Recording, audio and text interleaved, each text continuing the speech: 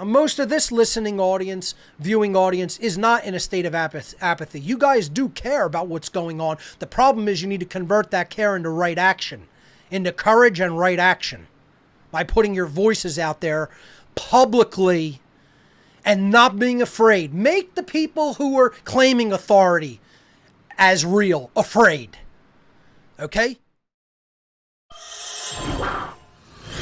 Welcome, listeners. My name's Chris Jansen. I'm here with 5 friends that I've met through Mark Passio's True Media class.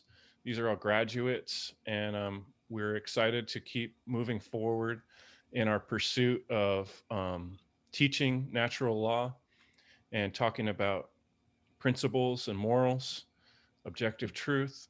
And we're all gathered here today just to kind of share um, our feelings and thoughts on all the changes that have happened this year in 2020 and what to do about this crazy world we're in. So I'm just going to have everybody introduce themselves. I'm going to start with Will. You want to give a little introduction, who you are, where you're from? Yeah, my name's Will Keller, and I'm from Northern California, just east of San Francisco. And yeah, I'm excited, man. Let's get weird. Right on. Welcome. Next up is Aaron Butler.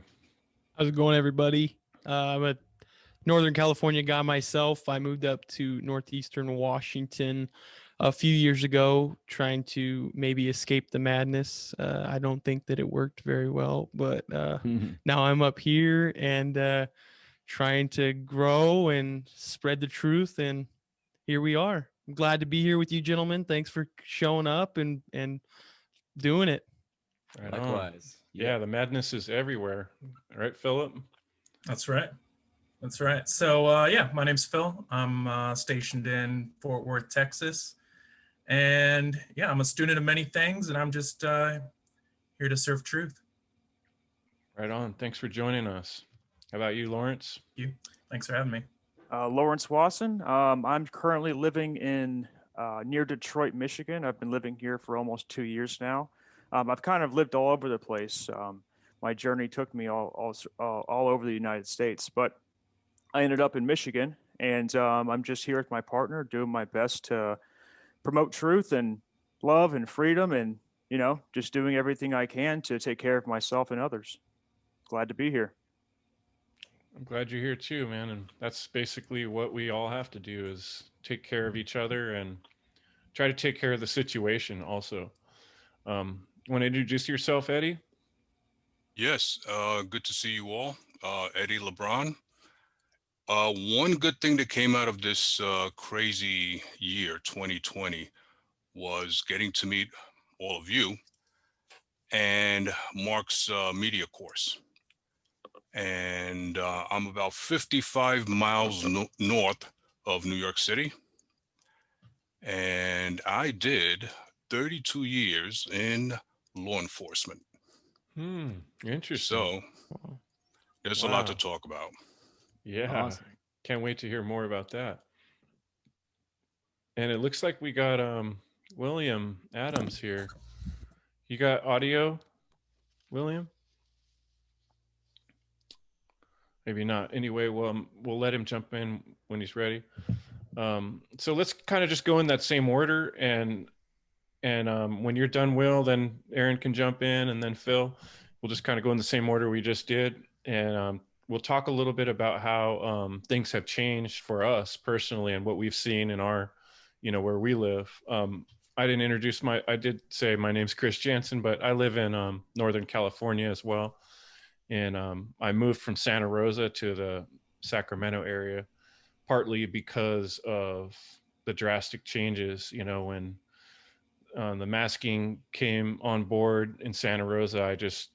I couldn't stand living there anymore. It was just too, I felt like I was surrounded by enemies. So it's been pretty intense for me because I've moved away from my family and started a whole new life this year. So, I've talked a lot about that in my podcast and interviews. So I'll go ahead and pass it on to Will and let him reflect on how this year has changed for him. Oh man, yeah, 2020. Well, there's pros and cons. There's always a positive and a negative. I'll start with the positive first.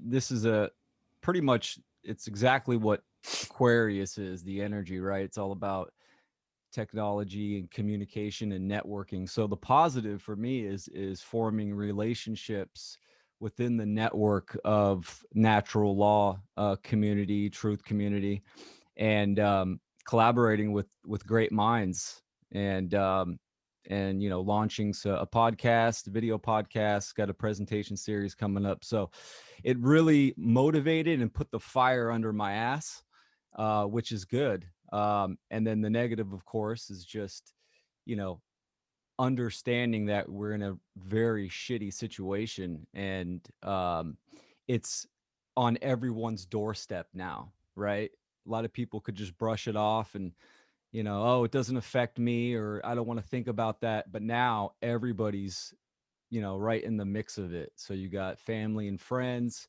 and it's also a good opportunity. It brings up hard conversations, but it's an opportunity to discuss and communicate principles and morality and what truly is right and wrong.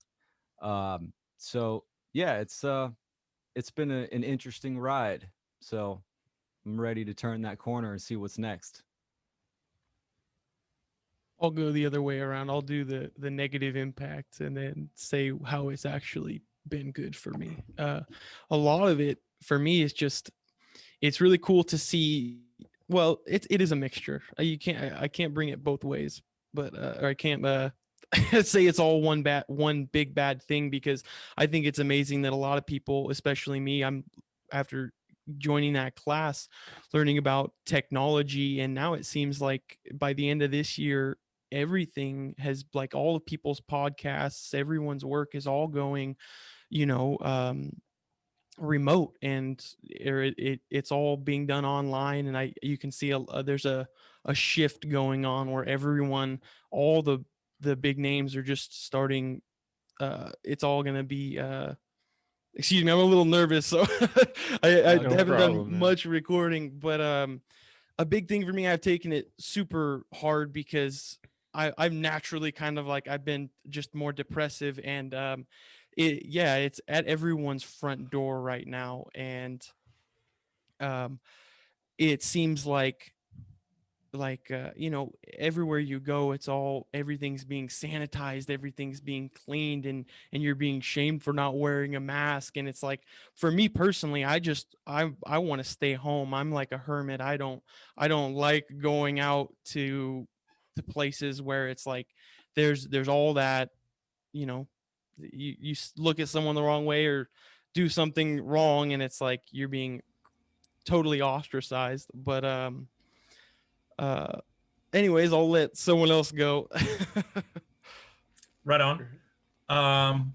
So yeah, I had been kind of jumping around from job to job, um, early 2020, late 2019, trying to find something to, you know, sink my roots into, trying to find something that was in line with my principles and the concept of right livelihood. And um, my daughter was born in October 2019, so that was a big motivation for me to get to where I want to be, so I can you know, serve my mission here on Earth. And I had worked in the service industry for a long time. That's where most of my experience was. And when all the lockdown shit started going on, and all the masks and everything, I was just like, no, I don't want to be spending my time doing this, you know. And I'd already kind of had that feeling that, you know, that door was shutting and I was gonna be on my way out of it. But the universe just said, okay, here you go, find something new to do. And I'm thankful that my wife makes enough that I can be a stay-at-home dad. And taking Mark's class, I think, really helped me hone my skills and get a lot of concepts down that I just didn't have, wasn't even aware of. Different things that I can, you know, make my family, make my home better, and you know, serve truth at the same time. And now I'm leaning towards trying to find something where I can work from home and continue to do that. And I'm really lucky that I'm in this place that I am, that I can afford to do that. And yeah, it's been weird, just kind of jumping into a new state and then being like, oh, I need to go out and like make friends and meet people, and that's hard enough when you know, when you've taken so many red pills. But now everyone's afraid of everybody, so it's even crazier and harder to make friends. And you know, I'm thankful to be here.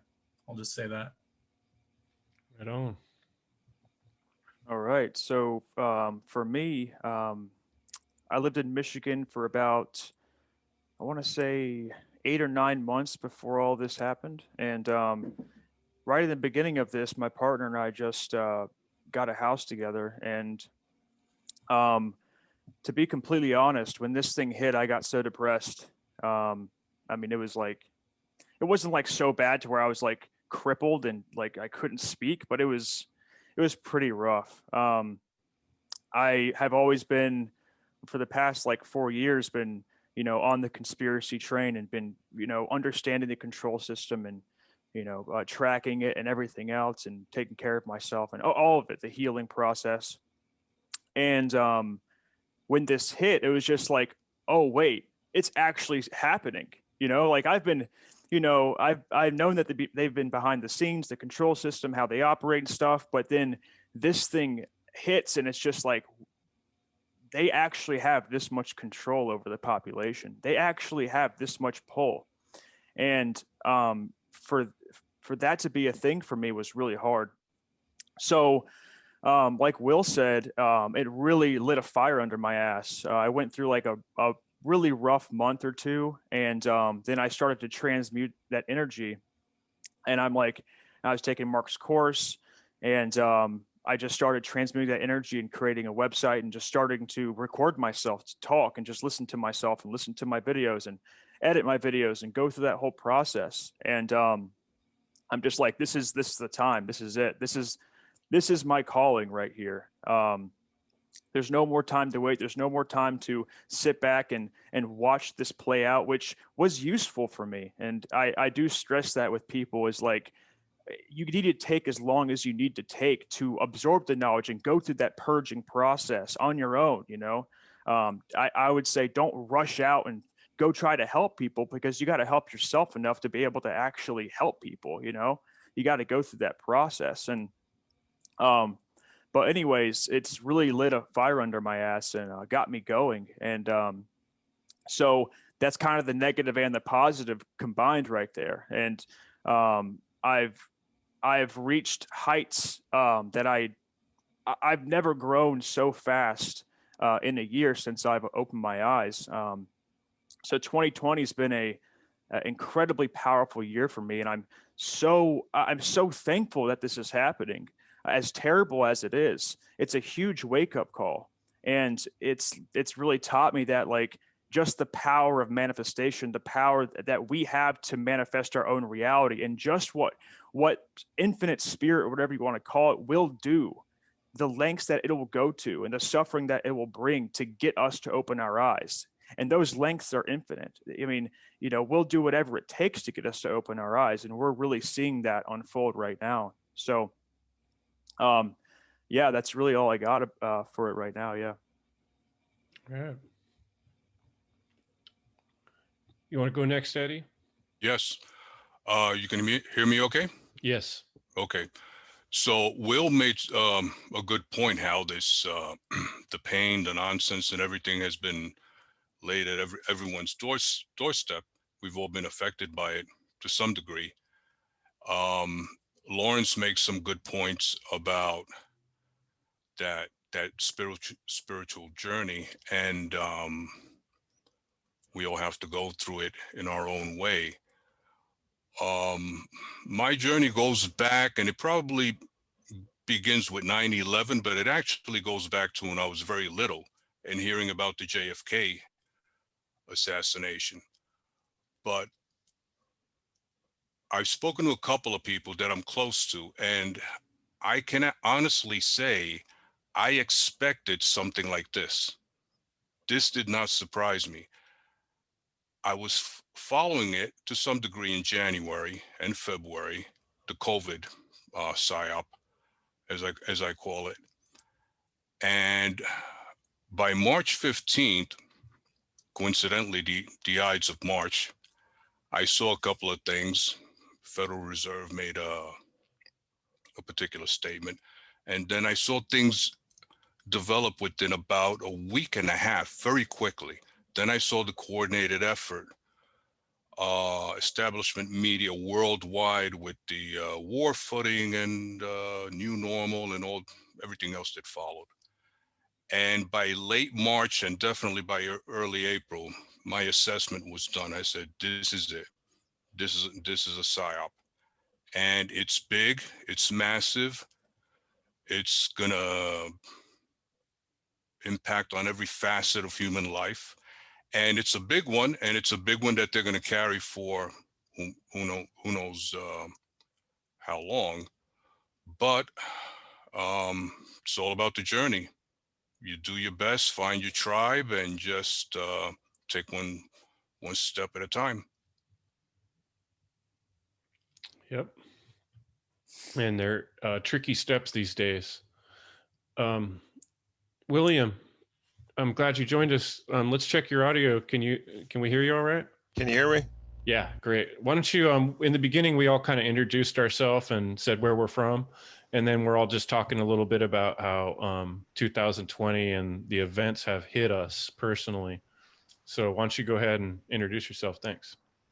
I'm William. I'm living just outside of Detroit, Michigan. And I grew up close to here, lived in Seattle for 5 years, found Mark, and he really, woke me up. That was about 6 years ago. And I was in college at the time, dropped out just before I graduated, and decided I didn't want to become a robot, and had it in my head that I didn't have to pay my student loans, and I just went under the radar, lived in abandoned houses. My older brother bought a bunch of houses right before the housing collapse, and they all got taken away from him. But before they did, I squatted in several of them in Seattle, and I participated in an armed march on 4th of July in Seattle, or Olympia, Washington. I would post up downtown Seattle with a "What on earth is happening.com" sign and talk to people when I was real just flight at the seat of my pants kind of thing. And then as time wore on, I realized that I need to the words of like blessed is he that in the course of making his daily bread does no harm. So I got to make the daily bread somehow. I got to figure out some means of safety so I can go about studying, and where's the money going to come from. So I got into construction, was breaking even, moved back to Michigan in with the parents, which, and then, 6 years later, now I got my own house. But I was lulled back to sleep, and thank God for this course. Cause it really, you can fall back asleep, and I did. And now I'm awake again. It's not easy, it's not comfortable, but comfort is the soul killer. Believe it. So if you're uncomfortable, that's a good place to be. And that's where I'm at. So I'm with you on that. this is not in my comfort zone, like making videos and taking someone else's work and morphing it just to be another voice on the internet, which I know is that's it. It's like, you know, more people got to just put work out. Like, that's it. Don't overthink it. Everyone. You know? Yeah. It's like, I tend to overthink and I try to meet people where they're at. I've always considered myself a great communicator. Uh, in college, I founded the Business Ethics Club. I was very proud of that. And I went to a great college, like Seattle University. I've been through Dale Carnegie twice. Both my parents are salespeople. So, like, I've always thought of myself as a good communicator, just like trying to be better and more effective. And so that's where I'm at. I have a business background, and I just want to. I'm an overeducated, like, bottom rung labor worker, but you know, I have a job near my house, and I don't need a car. If I have one, but I don't actually need one. And I'm just in a place where I can grind down on this. So that's what I plan to do. Right on. Thanks, Excellent. William. I'm glad you brought up What on Earth is Happening too, because I should mention that it's possible someone might be watching this when we share it. That's where we all met from the work of Mark Passio, and the website whatonearthishappening.com is the inspiration that led us all here. We took the class together that Mark Passio put on so we could learn how to better do what we're doing now, speak to others. So for me, it was pretty interesting when the whole COVID thing started.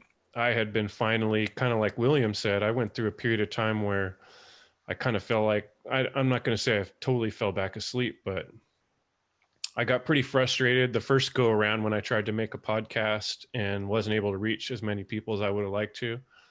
And I kind of died off for a while there. And I had myself getting fired back up, and I was making my first new presentations right when this whole COVID hit. I was like, had the first one ready to go. And I remember kind of seeing things happening. We were on a family vacation and things started shutting down. And I was thinking right away, like, man, there's something off about this whole thing. You know, I was already suspecting it. And then, you know, a month or two later, getting some chance to dig in and study it, you know, like Eddie said, I became very sure that this is some sort of psyop type situation. And so I felt like for once I saw something coming. You know, it was like I knew from day one to not react the way other people were reacting. But let's talk about now, what's the real problem? Why is what's happening such a problem? And we'll kind of try to go in the same order we just did. So go ahead and start off, Will. What's the problem? What's the problem with what's happening? Yeah, I would say the core problem is people do not know themselves or know actually how reality operates. People do not have the care and knowledge of morality and the root causes of what's really going on. The ultimate red pill is that a bunch of psychopaths are manipulating people's minds, and we're enslaved. I always I have a buddy that's always talking about how the new world order is coming. I'm like, bro, it's here, man. You got to wake up. It already happened. We're living in it. It's just everything from now on is just transitions into deeper bondage and control, and that's obviously a hard chunk for people to swallow. But yeah, not knowing natural law, the laws that operate in our reality, and ultimately nobody has self-knowledge, or the majority of people, since we're co-creators in this reality.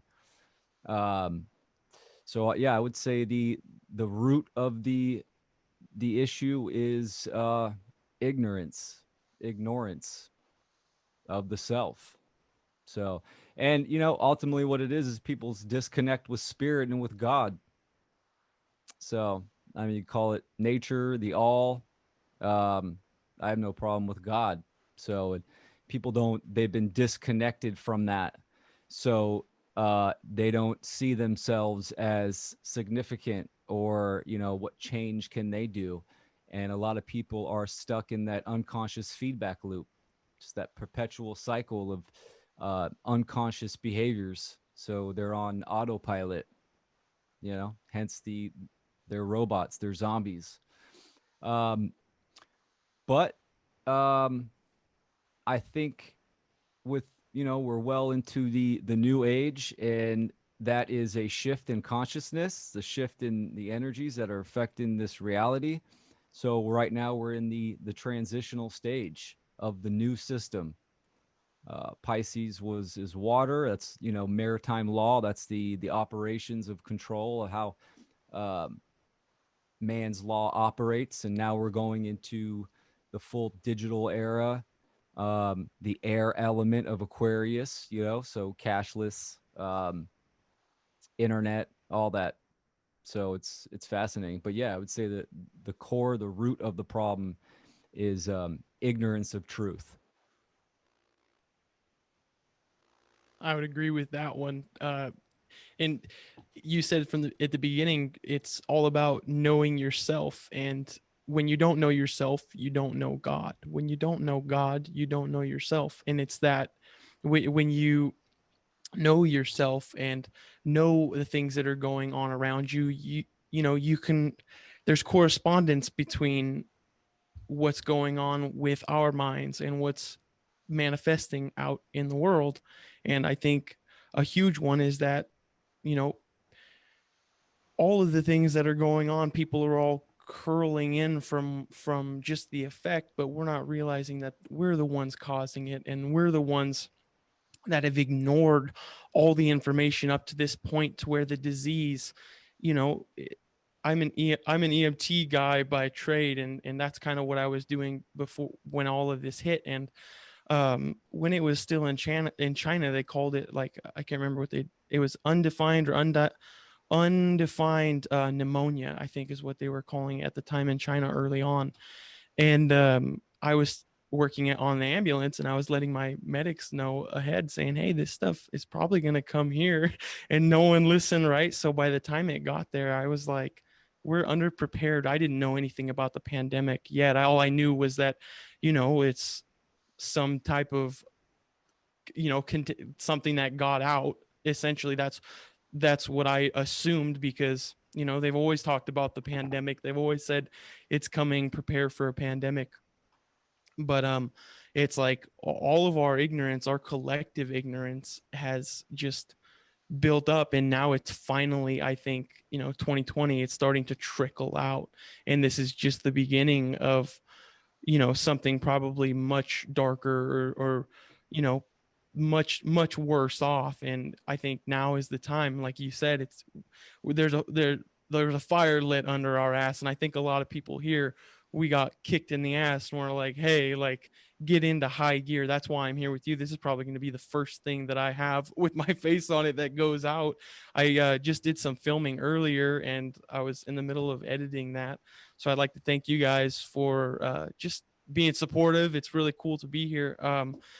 But yeah, it's so there's so many ways that you could try and slice it. But I think ultimately is, we've abandoned ourselves, and we've abandoned our responsibility to uphold the truth, and to, if we just abandon our responsibility, like we were largely abandoned. I mean, I speak for myself, like we all, I specifically, I know, like, oh, authority is totally the problem, but it's like that's this system is what raised me. You know, I'm like just a typical normal person. I don't have some fancy education or anything like that. And I think just the more people that we can get, you know, boots on the ground and sharing it, whether it's pretty or ugly or nice or whatever. I mean, I think there's a moral way to share the truth that isn't very, you know, you can be moral and not nice. And I mean, that's kind of, I have mixed feelings because part of me, like, I don't want to just be like, oh, this nice, perfect guy, because I don't feel that, you know, I feel pretty depressed lately. I feel like introverted, but, you know, I think it's all about free expression and just freedom and sharing the truth freely. And yeah, just we've lost our responsibility. I don't know where I would close that up as, but just noticing that we're creating this reality, and we're the ones who have you know, let this go on for so long, and now it's our turn to stop it. And just I want to power through it and get it out of the way, and just I want our children and our children's children to have beautiful, bright futures, because we fight hard, you know. And that's where I'll leave that. Well put. Definitely, I definitely agree with a lot of the points Will and Aaron just made. That being said, I definitely think that we are transitioning more into this Aquarian age, and I don't think that's necessarily good or bad. It's our collective choice. Aquarius has two rulers, classically Saturn, but with more modern astrologers, Uranus. And I would say that those two forces or planets also represent the forces of involution and evolution. And, you know, the Aquarian age, basically, you know, the internet heralding that being a united Earth. And Earth is going to be united. The question is it going to be in slavery or is it going to be in sovereignty? And I think that our collective ignorance, apathy, cowardice, laziness, our disdain for the duty of responsibility are the biggest factors opposing evolution, opposing freedom.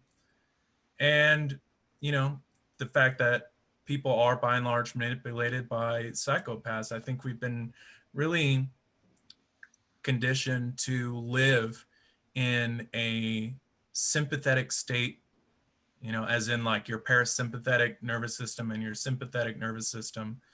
The parasympathetic would be your rest and digest. That's, you know, where you're in the state of growth and healing. And your sympathetic nervous system would be your fight or flight. And it's sort of ironic that our defense mechanism is being used as an Achilles heel against us. But what I think we really need knowledge of is how to not live in this, you know, state of fear 24/7, so we can be able to actually grow out of this.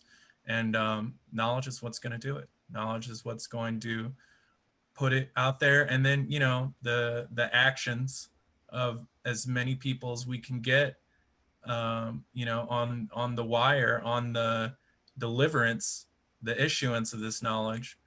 And, you know, it's there, it's at our fingertips.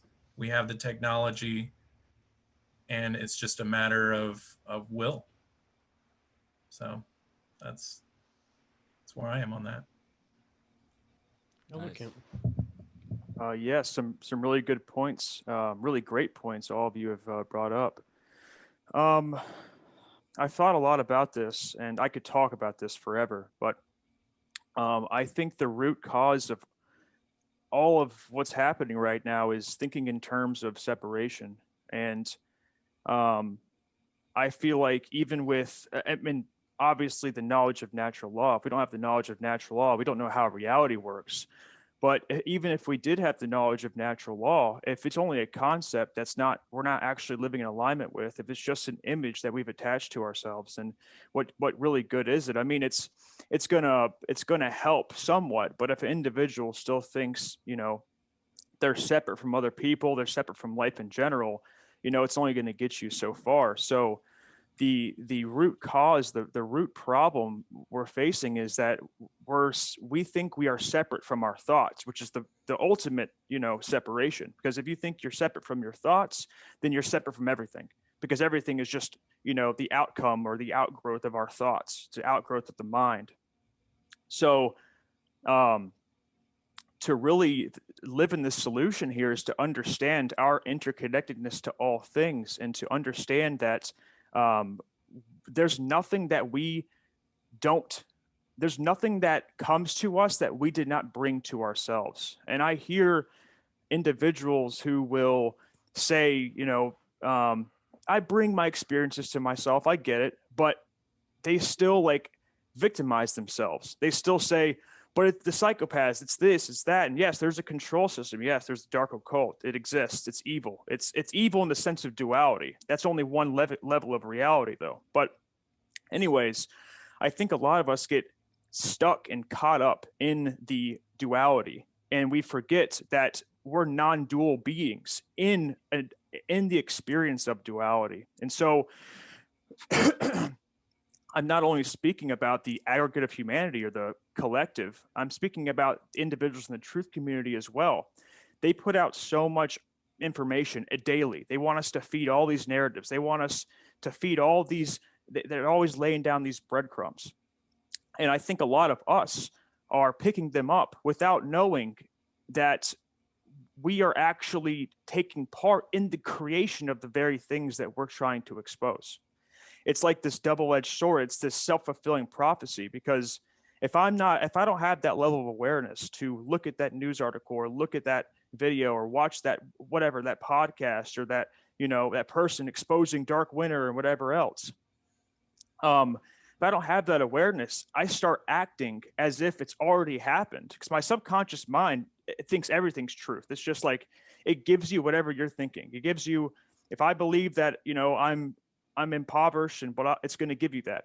That's where my truth comes into play. When people say that's my truth, well, yeah, on one level it is your truth, because the subconscious mind can't register belief. It can't register anything, but it just gives you exact results based off your thinking. So if we're not aware of what we're taking in, the knowledge that we're taking in, the information, then we're this self-fulfilling prophecy, and we go, I told you it was going to happen, guys. You didn't wake up. I told you it was going to happen.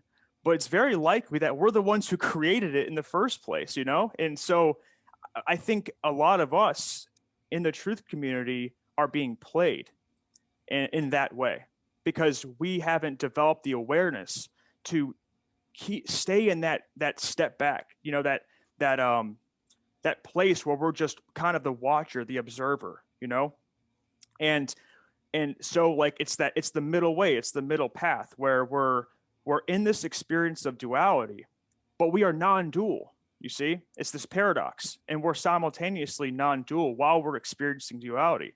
So we have to really remember that, because if we get caught up in victimhood, because the victimhood is going to get you every time. I mean, if you think, and I watch myself all the time doing it, it's like, or my thoughts are like trying to separate me from things that I call evil, things that I call this, things that I call that. And I just watch it play out. And I don't give it those bananas, that monkey mind. I don't give it those bananas as much as possible. But sometimes I do, because it's a very difficult process, especially with all the stimulation, the distractions, the screens, constantly bombarding the energy, the Wi-Fi, everything, right?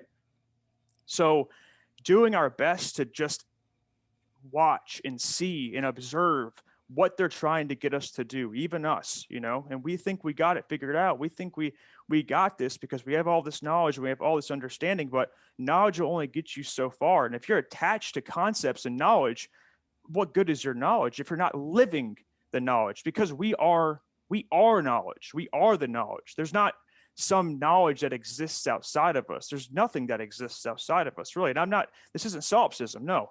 But what I'm talking about here is, specifically, when we start attaching ourselves to words, we start attaching ourselves to ideas and concepts and images and thoughts and everything else, we start to slowly separate ourselves. Even if we have knowledge of our unity, even if we have knowledge of our unity, what good is that knowledge if we don't live in unity, if we don't actually live it beyond words? We're just in that awareness, right? And we partake in, it's the bodhisattva, right? You reach heaven and then you go back into hell and to help suffering beings get out. But it's not to help suffering beings to stop suffering. No, it's to help suffering beings to learn how to suffer. That's it. We have to teach people how to suffer, not stop suffering. It's terrible. No, suffering's not the enemy. Suffering's the grand wise master trying to get your ass in line. So this is kind of skimming the surface with this problem question, and I'll leave it at there. But yeah, so the root cause of everything, all the suffering, all the terrible things that are happening in the world is thinking in terms of separation. And it's what we had to do as infinite spirit, infinite consciousness, God, whatever you want to call it. Collectively, it's what we had to do to learn about ourselves. We had to play this game of duality. And so these are the consequences that we're seeing right now. Is the consequences are not only is this dark occult, this outgrowth of what we've projected and what we thought about ourselves and living in fear, et cetera, et cetera, et cetera, but also we I kind of lost it right there, but I want to touch on one more thing. Think about something I've been thinking about more and more of recently is if you think about the hoops people will jump through to avoid looking at their shadow, to avoid looking at their things, and now are looking at their inner stuff, their turmoil, their demise, their jealousy, their fear in general, just looking at themselves, period, looking in the mirror, the lengths people will go to not do that. And now look at the control system and look how the control system operates behind the shadows. It doesn't want to be seen, but it's always kind of showing you what it's doing, right? And you start to read the matrix code, you're like, oh, I see it now. I can see it. I can see it. I can point it out. And so then you start to see that people can't fake it anymore. But that's for a higher level of awareness, which I'm sure most of us or all of us have. But you start to see that everything's just a reflection, and and a lot of people don't want to hear that. A lot of people in the truth community don't want to hear that because we get so much out of being victims, and we have to eliminate all victimhood completely. We have to eliminate all victimhood completely because as soon as we step into that victim mentality, we're cutting ourselves off from what we are, which is self-responsible sovereign beings. Self-responsible sovereign beings. So we have to take that sovereignty back, take our responsibility back, understand that we're not separate from anything. And yes, there is something to be said about the individuated experience. I've worked in myself. I have healed as this individuated node of consciousness, but that doesn't mean that I'm separate from everything that's happening in the world. And one level I am, yes, and I can acknowledge that. But in ultimate reality, I'm not, and I have to live in both of those simultaneously, or else I will get depressed and I will suffer a lot, and I will, and those are the lessons that I need until I wake up and really realize that I am this non-dual creature in duality. Awesome. Excellent. It's deep stuff.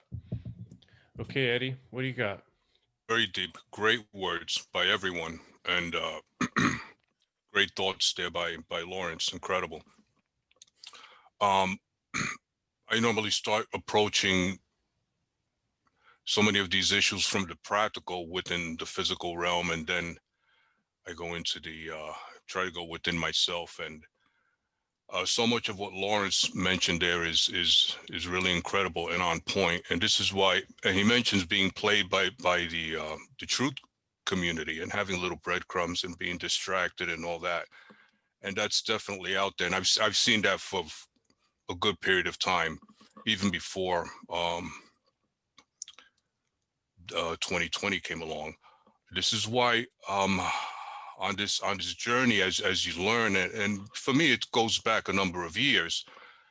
And this is why it's so crucial when you find certain work out there like Mark Passio, Jordan Maxwell, you open up to to a completely different world, completely different universe. But the business of being played by the truth community, that, I mean, that goes back to 9/11, and it goes back decades. But in recent years, you see it. I can see it very clearly. And to put it in my own words, what Lawrence was talking about, having that knowledge and being awakened in the true sense, not the way it's put out there by some people. The next step is living it, and the next step is living it with other people, and that's crucial. Because if you're just sitting by the side of the road, observing and saying, well, this way, that way, this is good, that's bad, you need action. You need to be with people. That's one of the issues I see with everything that's been done in 2020 this year. And we spoke about this, I believe, during the well, some people mentioned it during the media course. This well thought out, concerted effort to keep people apart. This is good. We're communicating, but we also need to communicate with vibrational beings. You need to be sitting in front of someone. You need to be sitting, having a cup of tea, cup of coffee, whatever, talking to 3, 4, 5, 6 people. That to me is important. It's crucial. And in terms of moving forward with what we know is all important, that is something that we're going to have to do, little by little. And, I mean, in some areas of this country, I mean, you're looked at as a freaking criminal if you go to someone's house and you sit down to talk with 3 or 4 people. And you know what? So be it. You want to look at some people as, if just people within the system, and neighbors want to look at you as a criminal.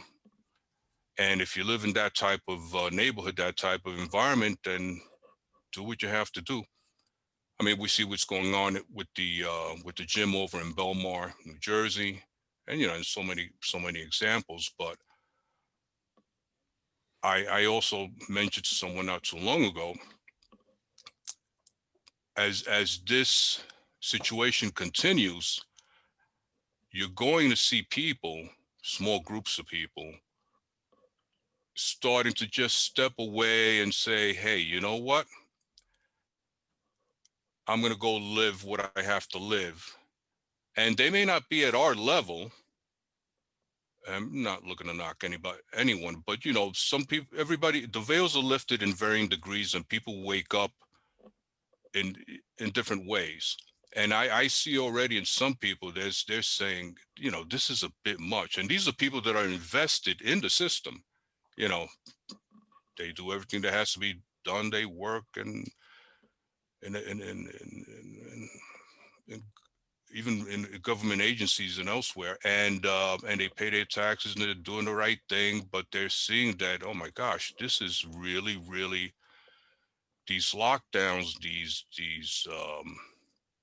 these regulations. I mean, it's not in proportion. You're hurting people. You're just hurting too many people, and they see it in their neighborhoods, and that helps some people wake up just a little bit.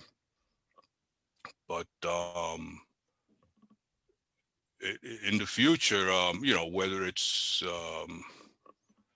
just getting together to talk, and who knows what the future may bring. Whatever the consequences, if you have to sit and talk with some people, then you do it. But, each individual has to make their own choice, and that's the way I see it. And that's real. Being real with people, that's what being real is. What do you got for us, William? All right, so great points. As far as the problem, for me personally, um,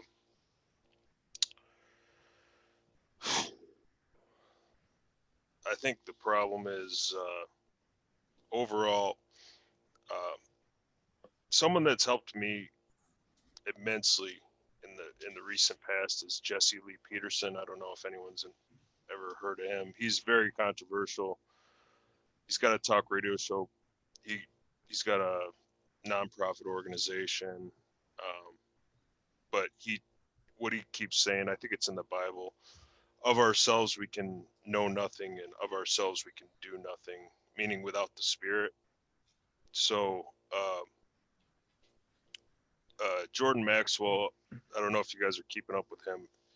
He's bringing out some awesome videos and interviews, and he told a story about how this interdimensional being, like a spiritual father, reached out to him through space and time, and uh,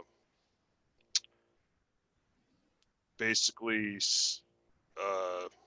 summed up his whole like knowledge. He's like the best practice in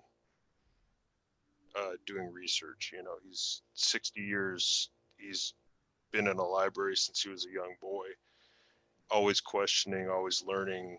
You know, ties to the Vatican and government. Just always wanting to know the the the real and the raw about everything since he was born, basically. And he said the spiritual being that reached out to him sent a message through a cameraman 50 years before he met this cameraman, that he wasn't there because of himself. He was there because of the spiritual entity. Like his whole life was guided by a spirit. It wasn't him. He wasn't responsible for being put in his position of power, you know, of knowledge. And like it's a revelation that he's trying to impart on us. Like you you know, you're a pawn basically. There's a spiritual game being played between light and dark, and you need to allow yourself uh, to be used by like the spirit of good. And so I think that's a huge thing that we all need to realize. So that being said, um, I think we curtail or dilute our messages because of lack of belief in the fact that truth will prevail.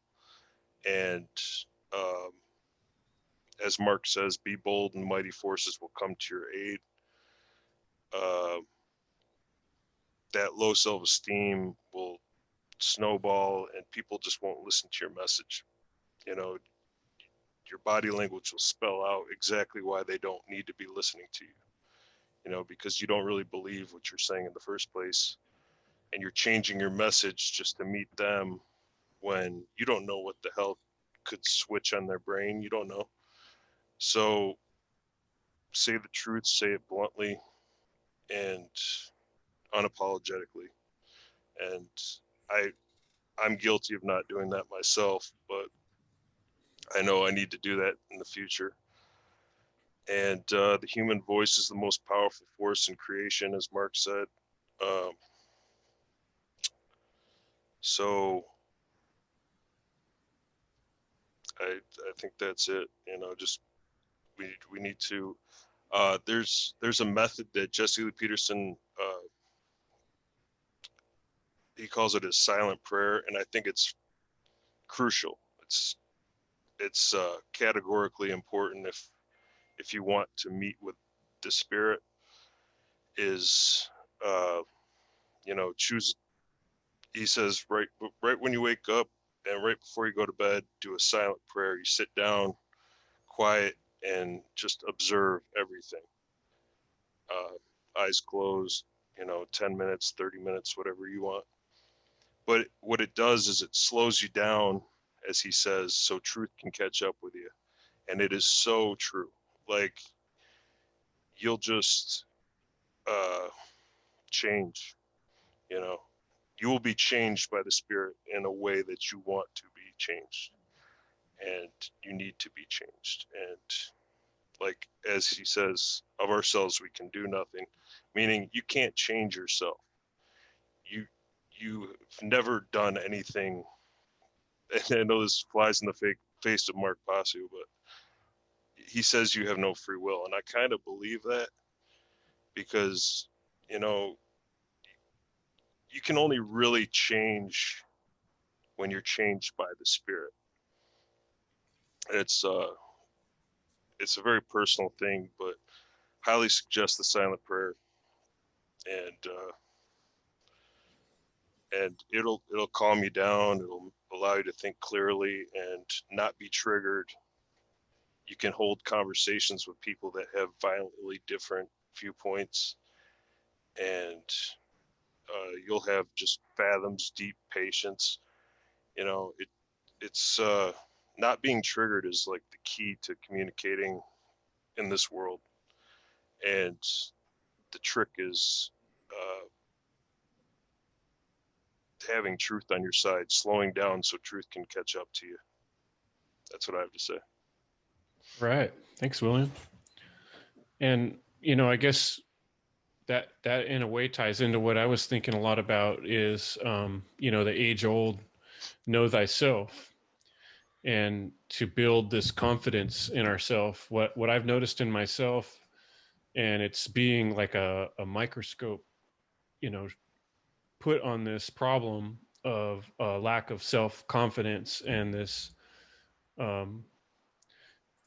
indoctrination that we've all had since birth, through school and through all the structures in our society that teach us to be obedient and to always look to some other authority for answers. And I've noticed this when I try to talk to people about subjects and matters of truth. They always want to defer, like, who said that, you know, or, you know, what agency put out that information. And really, like what William's talking about, meditating, and like Aaron said about responsibility, and what Lawrence was talking about, what each of us are talking about is gaining responsibility for our own thoughts and thinking for ourselves. So I would say the number one for me, what I'm seeing going on with people all around me, is this willingness to obey and to defer to authority. And that to me seems like the number one, like, in your face problem right now with 2020, the mask mandates, the quarantine, all this could stop when people say, no, I'm not doing that. And if we said that as a group, as a large group, it would end right at that moment. And the reason we can't do that is because people believe in like a religion. They believe in authority like a religion. And it is a religion, and we're all part of it. And we need to stop believing in this fucked up religion that it's okay for one person to own or control other people. Even one person is not okay. You know, it's up to each person to make choices and be responsible for their decisions on their own. And if we had that as part of our culture, you know, pride in making decisions, pride in having the ability to choose, then all this stuff wouldn't stand a chance. There's no way you'd be able to get hundreds and thousands of people to follow a ridiculous order that doesn't even make sense if they all had self-pride and self-dignity, and they were able to make choices for themselves rather than expecting some other authority to come along and figure it out for you. And that's really what I see as the principal problem, you know, right in our face. So I see we got Andy here with us. So Andy, Hi, everyone. You want to jump in and just give us what we you know, tell us where you're from, and a little bit of your thoughts about 2020 and how it's affected you. Oh, okay. That's a big question. Thank you. Well, you showed up, so Boom, right out the gate. get in there. I know you're good at this. Nice live stream, by the way. Oh, cheers. Okay, well, I'm from Seattle, or as I've taken to calling it this year, Seattle grad, Washington, Seattle grad in the USSA, and 2020 has been a very good year for me in some ways, and obviously not so in other ways, but kind of the main thing personally that I've gained this year is I go back time and time again when I'm asked questions like this. For those of you who are familiar with that story that Mark tells about that lady at the conference years and years ago who said to him, "You have all this information. What are you doing with it?" And he said, "Well, nothing really." And she said, "How dare you?" or whatever it was. That was this year for me, because I've been looking into researching, thinking for myself, like Chris was saying, and it sounds like other people have been saying, trying to take back my personal responsibility for my thoughts since about 2008, 2007, and have kind of made some tenuous steps, but it wasn't until this year where it was just like, okay, I got to stop making excuses. I got to take responsibility. I got to just go. And in April, I wasn't sure what it was going to look like. And now, even within the first couple of weeks of just internally committing to, it's just been, I take a step and then the next step shows itself, and it's okay, this is what we're doing, and commit myself even more so. So it's been a good year in that regard. It's been a tough year. I've seen the city that it's a beautiful city. I've lived here for almost 20 years now, moved here intentionally to live in this city because it's just beautiful.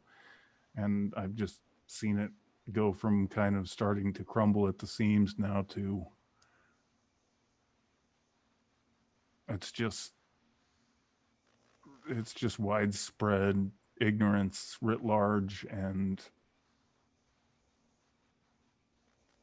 it's still a beautiful city. It was a beautiful day today, but I realized early this year, end of last year, even before all the real stuff started, that the way that people talk now is well, and talk is kind of is without communication, and it's not just a little bit, but it's complete. And I've seen, at least here in my environment, that it's either you agree with me, and I assume that you agree with me, and we know how speak the same language, we have the same semantics on everything, so therefore there's no real reason for me to talk to you or communicate with you. Or you don't agree with me, in which case you're an idiot and you don't understand, and therefore there's no reason for me to talk to you. And at the end of the day, communication stops when those are the two boxes that get checked. And I think that's that's right where a controller would want somebody. I mean, when communication stops, because communication is energy, and when energy stops and that flow stops, there's backups in the current, and when that energy gets backed up, then all sorts of problems start happening, whether it's individual, I suppress some part of myself, and then it ends up having nasty ramifications in some other area, or I suppress some part of my culture or some part of the environment around me, and that ends up backing up somewhere. So I've seen that, just get bigger and bigger and bigger this year. So. Yeah, and that really ties into what Eddie was saying too about the importance of sitting down and talking with people.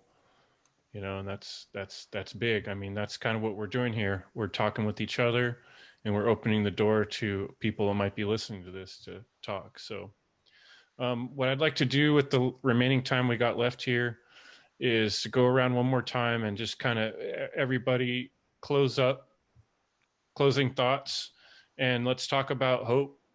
The things that we can do from here on out to make the world a better place. What I call ending evil, which is supporting freedom. And and as best you can, sum up your thoughts on how we can bring freedom back to the people and change this dynamic.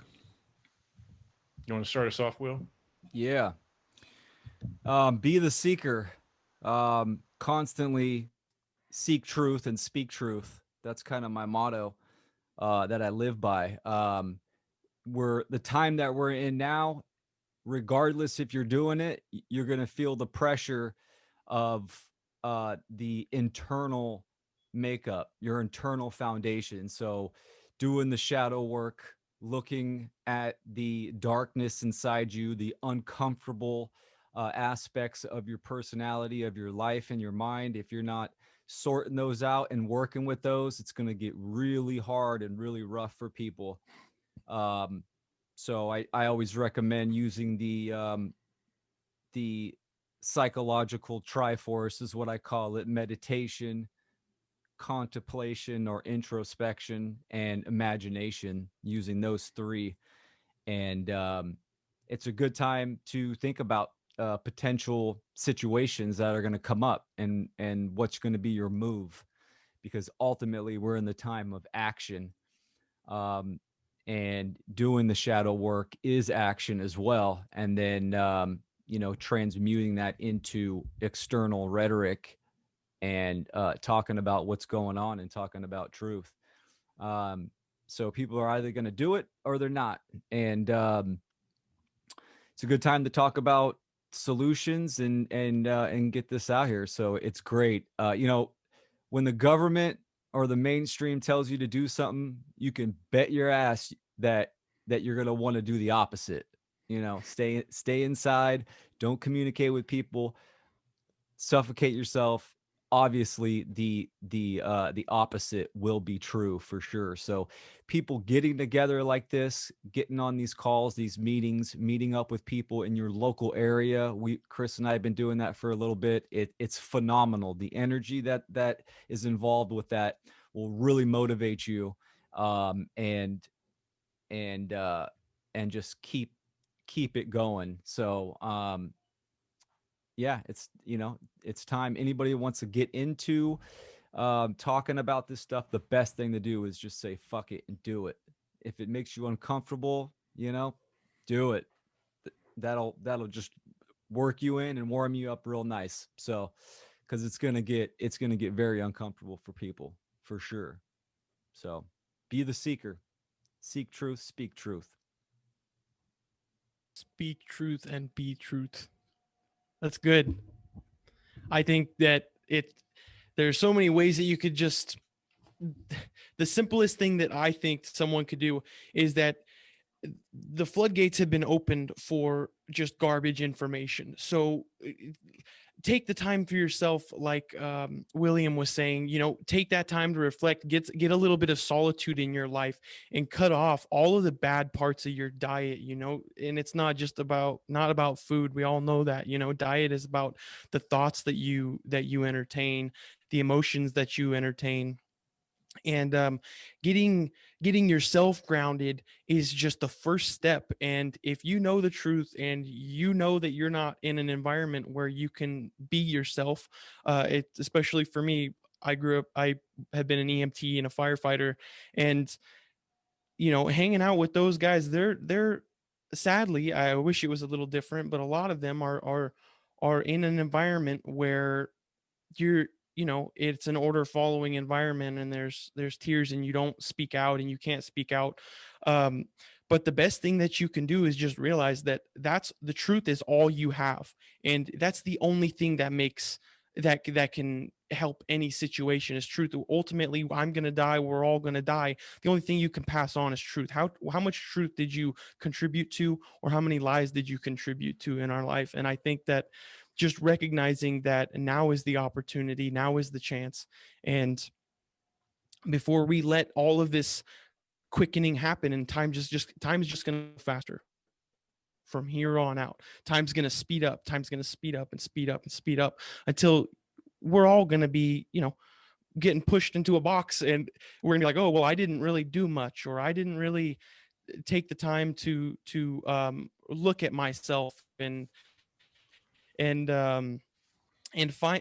the truth. Because I think, can't remember who said it, learning is remembering. I think Socrates, maybe. Learning is remembering, and that's really that plays out with me a lot, because I've noticed that anytime that I find the truth and I dedicate my time to discerning it, is that it feels familiar, you know, and this intuition.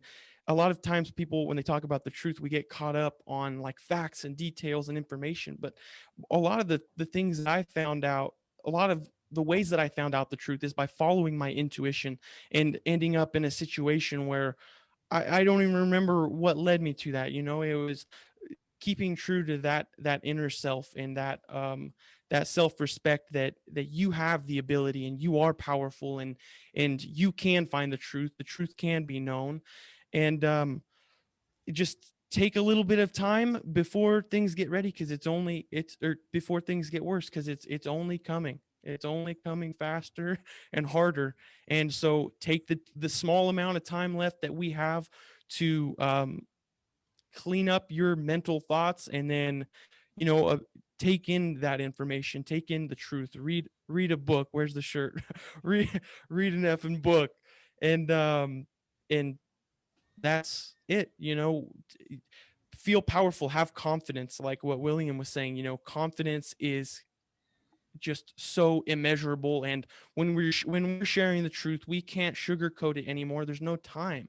I understand we don't want to scare, you know, immature people or someone like kids, like we don't want to do that, but there's no reason to shelter someone else's ego, and we have to, you know, be a little bit more abrasive, I think. And it's time for people who are in those situations, where they're at an environment at their job where they can't speak out, to face-to-face communication. Have that communication. That's the most important. The fire line communication, I always tell this, face-to-face communications. That's the best type of communication you can ever have. It's face-to-face. But guess what? We're not even getting face-to-face communication, because everyone's like this everywhere they go. So there's a way that authority is trying to thwart our natural rights, and you know, limit the amount of information and obfuscate the information. But on that note, thank you guys for all being here and allowing me to join you. Nice job. Yeah, love Right the on. shirt, Phil. Thank you. Yeah. Yeah. So in terms of solutions, I think a big one, obviously, and Lawrence touched on this, is to not fall into this idea of separation. I think that is very important, because what that is a force that is very much what the status quo needs in order to achieve their goals. And anything we can do to connect is paramount. And what the absolute cosmic truth is that we're all one. And it's easy to fall into, you know, the part of you, you know, that's your ego, the part of you that is your left brain. But, you know, there's the law of polarity, right? So the opposite end of the pole is connection. And that's the truth, that we are all connected. And I also think that we should be having heart-to-hearts with our friends and family about what's going on. Look them in the eyes and, you know, voice your concerns and tell them the truth, because we're at a crazy point in this reality. And, you know, we can't really afford to let our opportunity to speak go away. And that's another thing I want to say. So for every crazy statist power grab, and for every move that the establishment takes, as an opportunity for people to wake up. So keep that in mind, that there's always you know, an action and reaction in life, even when shit goes down. And the other thing I mentioned earlier is getting out of the sympathetic state not living in that 100% of your life. And even people who are aware of what's going on, and it's still kind of scary to see everybody fall in a line and just doing what they're told and not even thinking about why they're doing what they're told. And so I would like to share briefly a meditation for keeping yourself in the parasympathetic state. And this is an active meditation you can do anytime, anywhere, and ideally 100% of the time. Once you train yourself and it becomes part of your subconscious, you don't really have to. But abdominal breathing, breathing through your belly. Anytime you've seen the fat Buddha and he's got that big belly, that's like an exaggeration, like a caricature of what we're supposed to be doing, which is breathing through our belly. When we breathe through our belly, we get all that oxygen to all of our extremities. And, you know, hey, that's another reason why they want you to wear masks all the time, because you're not getting all your oxygen. And that causes diseases. Not having oxygen causes disease. So when you breathe in through your nose, fill up your belly, and then breathe out with your mouth. And you kind of make like a S sound at first, you know, like you have like a straw in your mouth, like you can get to a point where you're not like always like making that noise once you figure out how to move your tongue to form that. But what that does is that sort of slows the airway, so it like tightens the air going out. So you want your exhale to be slower than your inhale, about like 3 seconds in, 6 seconds out, roughly. You don't have to really count or be perfect, but as long as your exhale is slower than your inhale and you're breathing through your belly, you're going to stay calm naturally, is what our body is designed to do. And I think that is it's a game changer, man. It's changed my life. Anytime I start to feel that fear creeping on, that, you know, because it hampers your ability to think. So we don't really want that either. And yeah, anytime, you know, just remember your breathing, go back to your body, go back to your breathing. And that is a great way to keep yourself in the state of growth and healing that we all need in this time. Thanks. Thanks for having me, Chris. Yeah, awesome. Awesome, Phil. Thanks. All right. I'm really happy to be here, and I'm really happy that Will, Aaron, and Phil went before me, because you guys covered like everything. So now I can cover something that I probably wouldn't have covered unless y'all covered what y'all covered. So recently I've been really contemplating the nature of technology, and I've been finding myself getting lost in my technology. And like, you know, when you hear the text message ding, you're like, whoa, you know, everyone's like, whoa, everyone's looking at it's like, and I've been really catching myself with that. And I've been pretty good with that, you know, for the past few years, but more recently, since I haven't been out as much and I haven't been socializing as much and all of that, I've been tuning in and being more aware of, you know, getting kind of lost or attached in the screen. And I just read a book called Illusions by Richard Bach. I don't know how many of y'all have read that, but I really recommend that book. It's awesome. But in the book, there's like this Messiah guy, and he talks about how you always teach what you need to know the most. And that resonates with me so much. Like, I find myself teaching what I need to apply to my own life the most. So I'm like, oh, that's really good. That's so true. That resonates with me. So let me spread it. Let me share it. And that's how I come to understand it even more, is by releasing. It's like this constant cycle of absorbent, like I'm absorbing knowledge. And then I release. So I don't implode. And that implode, like, I remember years ago when I wasn't really talking to anybody about this stuff, I was imploding like every few months, and that implosion looked like falling into a hole. It looked like depression. It looked like, you know, just immense sadness of the state of the world, and feeling, although I knew intellectually that I am this infinite, powerful being, I wasn't releasing enough. I wasn't sharing my gifts enough, and so, like, I'm going to stress more than ever right now is to communicate with one another and share what is on your heart. Share whatever's on your heart. It doesn't matter if you're stuttering, if you're crying, get vulnerable, get raw, just share, just express. That's what we're missing so much in this world, is that raw state of, like, like I stutter. I'm nervous. Where I feel there's nervousness here in this room right now. I mean, and that's why I'm so thankful for this as well. This is a huge jump for me. This is a huge jump for me to be doing this. And my whole life, I've had extreme anxiety speaking in front of people.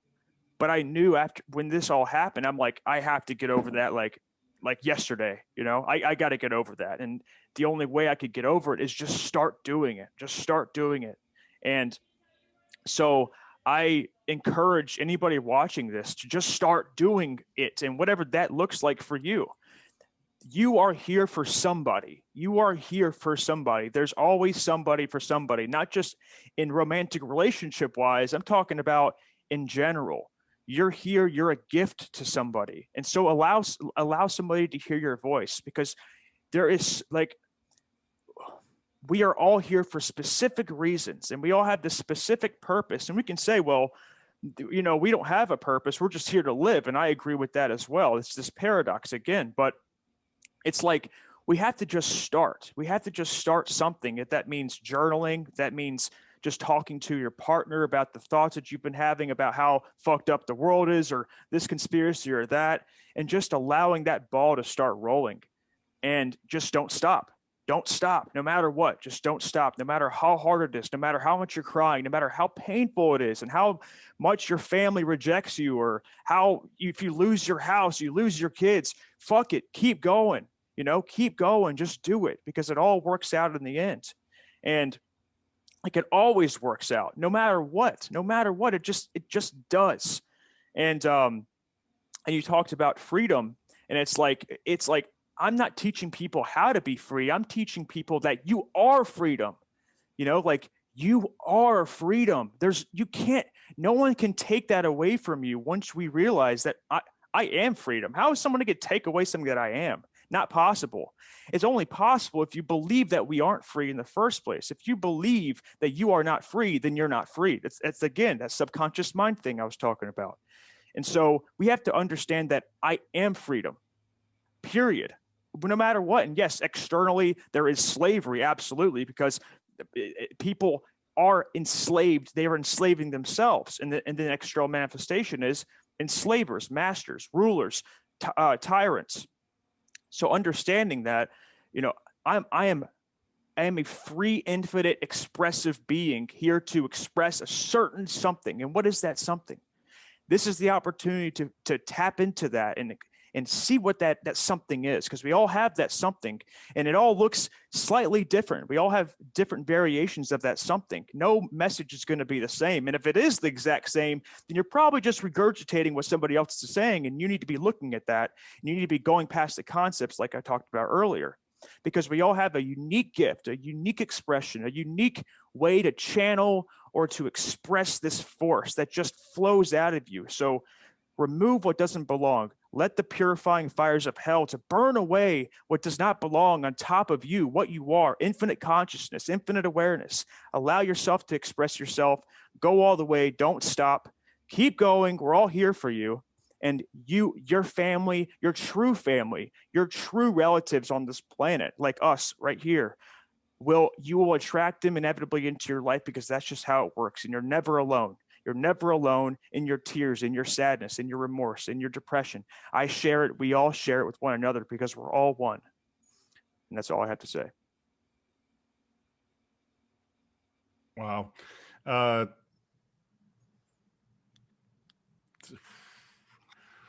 So I want to kind of touch on a couple of things that everyone said, and wow. And thanks again. Sorry I was late, life. as above, so below, as within, so without, as that's yes, it's a oneness, but there's also that correspondence, and like attracts like, and I think that's at the heart of what Lawrence was concluding with there, is that yes, you are going to attract that, because that is the nature of, that is how it works in this reality, is that you, like does attract like, and as you have within you, so so you're going to have without. As far as what Philip was saying, in addition to that, excellent meditation. The other part of it, because I was a theater kid back in the day, and that was something that was always kind of taught and central, that when you're preparing, that's a good way to settle, that's a good way to go in. The other part of it too, and especially for me, because I was sitting here at the beginning, the other way to maximize that and take advantage of the oxygen that you're intaking is also to sit up straight or stand up straight, and that also centers you mentally, calms you mentally, sitting up straight and having a straight spine, because that spine is a conduit of energy, and that is electricity, and trying to stopping that, or putting a kink in that, or having any sort of anything limiting that flow is limiting to the overall health of the being. Also, Lawrence was talking about something, when the student is ready, the teacher approach appears. I wrote that down. And kind of tying in with Aaron and Lawrence, the sum of everything is one. I think Will touched on that a little bit too. And my ultimate solution, or not my ultimate solution, but here's my contribution to solutions, is ask questions. And I think this really goes to part of what the heart of what Will was saying. Ask questions. I mean, how do you get to truth? You keep searching, and you keep asking questions, and you keep trying to get closer, and don't tie your current state of understanding to the answer to the question, because if you do that, if you are invested in what the answer is going to be, and the answer is something different, it can be really hard to accept that, or you make it more hard than necessary to accept the answer, what it is. But then the answer in and of itself is not the end. The answer is the stepping stone to the next question. And it's soldiers and hunchbacks, answers with an exclamation point, and then the question mark is the hunchback. And all the way down the line, it's soldiers, or whatever you want to call the exclamation point, and the hunchback, one and then the other, and then the other, and it's a constant process. And I think that goes to dealing with other people as well. I have found, particularly in the last couple of years, that rather than making statements to say, well, yeah, but what about, this is true, you think that's true, you're wrong, this is what's going on, this is what's going on. One of the most effective ways, and I think why it was such a central tenet to the salon style teaching of the ancient Greek schools, where it was nobody sat in a row, there was no students, there was no teachers, it was just the salon. People showed up, sit wherever you want, yell questions across the thing, but more than anything, ask questions and answers and questions, and that dialogue. And when you bring people, rather than say here's wrong and here's the right thing, if you say here's a question, okay, so I hear what you're saying, I have a question about that. It sounds like you believe this. Well, here's my question about that. You're not accusing them of anything. You're not, I mean, and there might be some accusation kind of folded into the question, but I think I have found in my experience that people tend to take the question and actually start to try and answer it. Maybe not right away. Maybe you're just planting as questions, the seed that you're planting for them to work on. But rather than starting an argument, you're starting a discussion. And that can sometimes hopefully be a jumping off point for people to really start to actually ask themselves the question and get to the root of their belief structure, their system of understanding, or whatever it is. So asking questions is my big, don't ever stop asking questions, because when you stop asking questions, you accept and you believe. And when you believe, you know, in the words of Robert Anton Wilson, belief is the death of intelligence. So I'll leave it at that. Thanks again for having me, guys.